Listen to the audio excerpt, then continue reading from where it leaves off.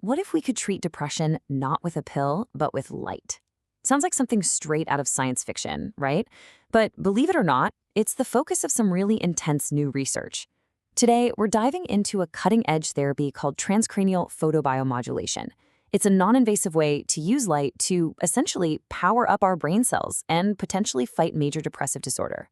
So how does this all work, and what does the science actually say? Let's break it down. Here's what we're going to cover. We'll start by getting a handle on the scale of the depression crisis. Then we'll explore this new light therapy, what it is, how it works on a cellular level, and what the clinical studies are showing so far. We'll even touch on a really fascinating theory about our brain's own natural light before we look at what the future holds for this treatment. Okay, so first things first. To really appreciate why scientists are searching so hard for new solutions, we've got to grasp the sheer scale of the problem we're facing with major depressive disorder, or MDD. So get this. That number, 17.5 million. That's how many adults in the US were diagnosed with major depressive disorder way back in 2018. And to put that into perspective, it was up from just 13.7 million a decade earlier. The trend is clear. This is a growing national crisis. But here's the real kicker, what's known as the treatment gap. For millions of people, the go-to treatments, medication and therapy, either don't quite get them to full remission or they come with side effects that are just really tough to live with. This creates an urgent, pressing need for new, innovative approaches. And that need for innovation is exactly where this next idea comes in. Let's look at a promising new direction, a device-based therapy that leverages the power of light. Okay, it's got a big name, transcranial photobiomodulation. We're just going to call it tPBM because that's a mouthful. So in simple terms, it involves placing a device on the head that shines a specific type of light, near-infrared light, through the scalp and skull to deliver energy directly into your brain cells. So you might be wondering, how does this stack up against other device-based treatments we've heard of?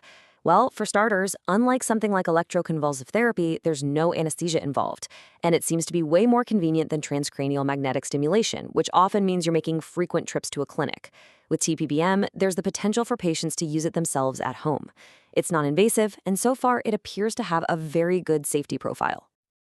This all leads to the big question, right? How on earth can something as simple as light actually change what's happening inside our brain cells? Well, the answer lies in the powerhouse of the cell, the mitochondria.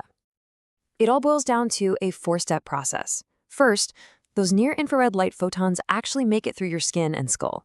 Second, they get absorbed by the mitochondria. Now, this absorption activates a key enzyme, and yeah, I know it's a mouthful, called cytochrome C oxidase. This enzyme then kicks off a chain reaction that boosts the production of ATP, which is the fundamental energy currency of all of our cells. The easiest way to think about it is like this. You're basically recharging a cellular battery. The theory is that in depression, some areas of the brain might have an energy deficit. They're running on low power, so to speak. tPBM is designed to give those exact cells the energy boost they need to function better. So the theory sounds amazing, right? But what really matters is, does it actually work? Let's take a look at what the scientific studies have found so far. This one major review of the research really highlights just how new this field is. You can see researchers started by sifting through hundreds of papers, but after they filtered out everything that didn't meet their criteria, they were left with only a small handful of original clinical studies. It tells us that while the idea is super promising, the hard data is still pretty sparse. And when you dig into that data, the picture that emerges is, well, it's cautiously optimistic. On one hand, you have some studies, like one by Cassano and colleagues in 2018, that found a significant reduction in depression scores compared to a placebo.